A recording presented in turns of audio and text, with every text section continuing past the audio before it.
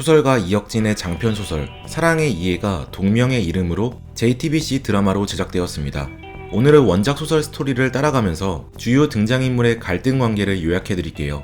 사랑의 이해 분석 들어갑니다. 은행원들.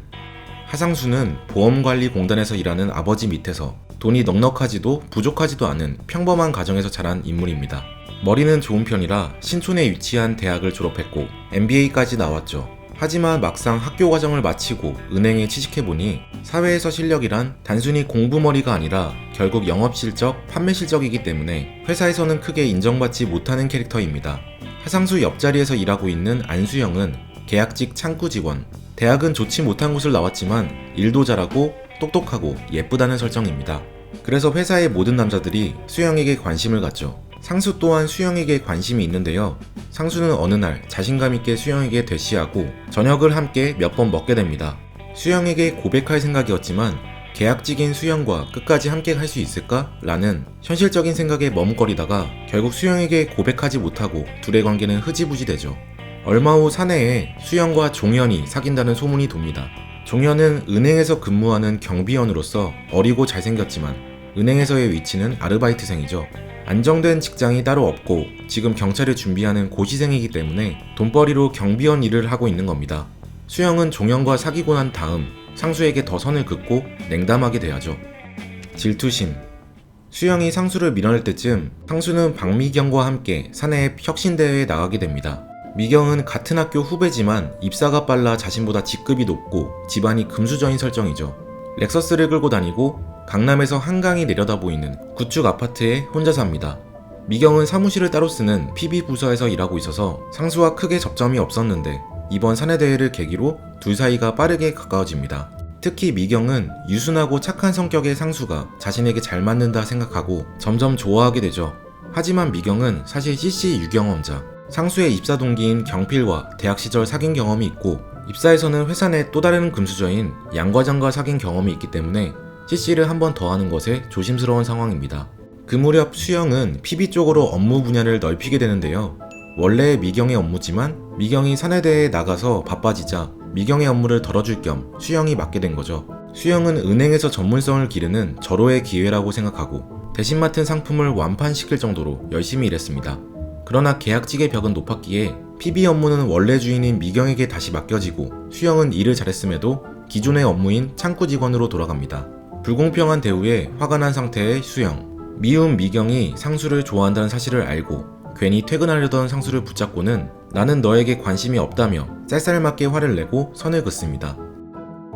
좋은 여자. 수영에게 거절당한 상수는 자신을 좋아하는 미경에게 마음을 열게 됩니다. 미경과 같은 학교를 나오고 직업도 비슷하니 대화가 잘 통했고 자연스럽게 둘은 사귀게 되었죠. 하지만 미경에 대한 마음은 수영을 좋아했을 때와는 조금 달랐습니다. 수영에게는 그냥 마음이 끌렸었다면 미경은 가슴이 아닌 머리로 생각했을 때 여러가지 조건이 좋은 여자인 걸 알기 때문에 미경과 사귀게 된 겁니다. 미경은 좋은 여자였다. 좋은 연애 상대였고 아마 좋은 결혼 상대일 터였다. 좋다고 다 갖고 싶은 것은 아니었다. 하지만 갖고 싶지 않다고 마다할 이유도 없었다. 좋다는 것은 그런 뜻이었다. 한편 사이가 좋던 수영과 종현 커플은 서서히 금이 가기 시작합니다. 종현이 경찰고시에 떨어지고 엎친 데 덮친 격으로 노가다를 뛰시던 아버지까지 사고를 당해 크게 다치자 종현이 일방적으로 관계를 밀어내기 시작했죠. 가정 형편이 어려운 종현은 고시를 다시 준비하기에는 형편이 녹록치 않으니 서울에서 머물던 방을 빼 다시 고향으로 내려갈 준비를 합니다. 그렇지만 수영은 종현과 헤어지고 싶지 않았고 결국 둘은 수영의 집에서 동거하기로 합니다. 종현이 수영의 집에 얹혀 살면서 시험을 다시 준비하는 거죠. 분명 서로 사랑하기 때문에 동거를 결심한 것이지만 시간이 갈수록 둘의 연애 관계는 옛날 같지 않았습니다. 종현과 수영의 관계가 의존적으로 바뀌었기 때문에 종현은 수영에게 미안했고 점점 소극적이게 돼가고 수영은 변한 관계에 점점 지쳐갑니다. 이 무렵 수영은 집에 들어가기 답답해서 가끔 외박을 하는 지경에 이르죠. 헤어질까요? 한편 상수와 미경 커플도 삐걱대기 시작합니다.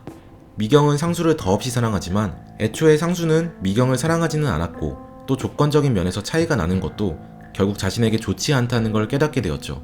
예를 들어 상수는 여행을 가면 발이 아플 때까지 걸어서 돌아다니다가 현지 식당에서 맥주 한잔 들이키는 스타일이라면 미경은 하룻밤을 짧게 묵어도 프랜차이즈 호텔만 가기 때문에 상수는 왠지 모를 답답함을 느낍니다. 그렇지만 미경과 결혼한다면 안정된 생활이 보장되니 그런 이성적인 생각에 이끌려 결혼을 준비하게 되죠. 그런데 갑자기 어느 날 수영이 상수에게 말을 겁니다. 종현이랑 헤어질까요? 알고 보니 종현은 시험에 한 번 더 낙방했고 종현과 수영이 동거하던 집안의 공기는 더 답답해졌습니다. 종현은 처지가 안 좋을수록 수영을 밀어냈고 자신만의 동굴로 들어가려고 했죠. 게다가 종현은 스터디에서 만난 다른 여성과 얘기하는 게 더 편하다고 느꼈습니다. 둘은 무거운 현실에 지쳐 싸우게 되고 화해는 하지만 예전처럼 행복하기만 한 연인 시절로 돌아갈 수 없음을, 이제는 서로의 존재가 부담으로 느껴진다는 걸 깨닫죠. 그래서 수영은 상수에게 연락을 한 것이고 이후 수영과 상수는 종종 따로 만나 저녁을 먹습니다. 수영과 시간을 보내면서 상수는 미경과 수영을 비교하게 됩니다. 조건적으로 더 좋은 미경을 만날 때 왠지 모르게 위축되는 느낌을 받고 오히려 자신보다 부족한 수영을 만날 때는 왠지 슈퍼맨이 된 것 같은 기분이 들죠. 이즈음 상수는 미경이 자신의 동기 경필과 사귀었다는 사실을 알게 되고 왠지 모를 배신감을 느낍니다. 그리고 이를 핑계로 자신을 정당화하면서 수영에게 더 다가가죠. 미경과 수영을 저울질하다가 상수는 결국 본인이 사랑하는 사람은 수영이라고 생각해 수영에게 입을 맞춥니다. 그리고는 수영에게 각자의 관계를 끝내고 우리 관계를 시작해보자고 이야기하죠. 헤어질 운명. 상수는 미경과 헤어지기 위해 저녁을 같이 먹자며 약속을 잡습니다. 미경과 저녁을 먹기로 한 날 회사에서 종현이 갑자기 수영에게 성큼성큼 다가오더니 수영의 뺨을 2대 때립니다. 종현은 수영이 회사 내 다른 사람과 관계를 맺은 것을 알게 되었고 분노에 치밀어 뺨을 친 거죠. 그런데 관계를 맺은 상대는 충격적이게도 상수가 아니라 상수의 입사 동기인 경필. 상수도 이 사건으로 적잖은 충격을 받습니다. 그날 밤 원래는 미경에게 헤어지자고 말하려고 했지만 오히려 수영과의 시간을 미경에게 고백하면서 용서를 구합니다. 미경은 바람핀 상수가 미웠지만 결국 용서해줘요. 미경은 상수를 사랑하니까요. 종현과 수영은 둘 다 회사를 그만둡니다. 미경과 상수도 한 달 정도 지나 헤어지게 돼요. 둘의 이별 사유는 정확히는 알 수 없지만 상수가 바람폈던 사건 때문에 둘 사이가 많이 틀어진 것으로 보입니다. 게다가 상수는 미경을 진심으로 사랑하지도 않았으니 결국 헤어질 운명이었죠. 이후 미경은 다른 지점으로 발령이 나서 떠나고 상수도 자원에서 지점을 떠나게 됩니다. 이 모든 사건이 있고 나서 몇 년이 흐른 후 상수는 커피숍에서 우연히 수영을 만나게 되죠. 수영은 자신과 종현은 헤어졌고 그 후 종현은 경찰 시험에 합격했다는 사실을 전해줍니다. 둘은 커피숍에서 나온 후 수영이 예전 은행 다녔던 시절 살았던 언덕 위에 있는 집을 함께 가보면서 이야기는 끝을 맺습니다. 사랑의 이해. 소설 사랑의 이해는 현실적인 캐릭터들이 사랑의 이해관계를 따져보기도 하고 그 와중에 갈등을 겪으면서 사랑을 이해해 나가는 과정을 그린 소설입니다. 상실감을 감당하지 않으려 했으므로 종현에게 한 짓은 결국 도망이었다. 애정 없이 다가갔으므로 상수에게 한 짓도 결국 유혹이었다. 사랑했지만 사랑을 믿지는 않았다. 사랑을 원했지만 사랑만 원한 것은 아니었다. 요즘은 비슷한 배경을 가진 사람끼리만 결혼한다는 동질혼이 유행한다고 하는데요. 결혼할 때 손익을 따지는 사람을 보고 진정한 사랑을 추구하지 않은 속물이라면서 지적하던 시절도 있었습니다.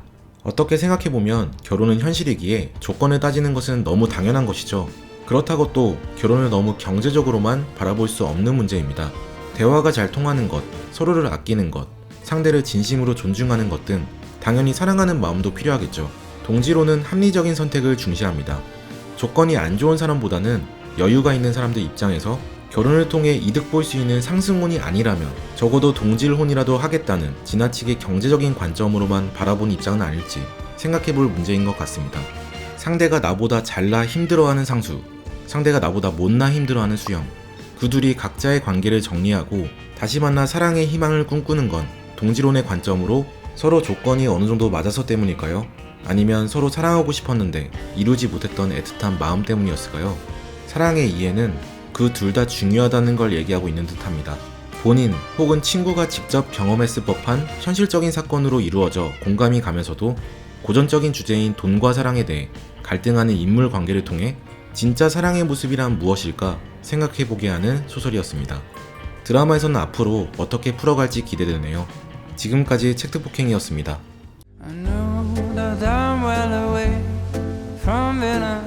perfect guy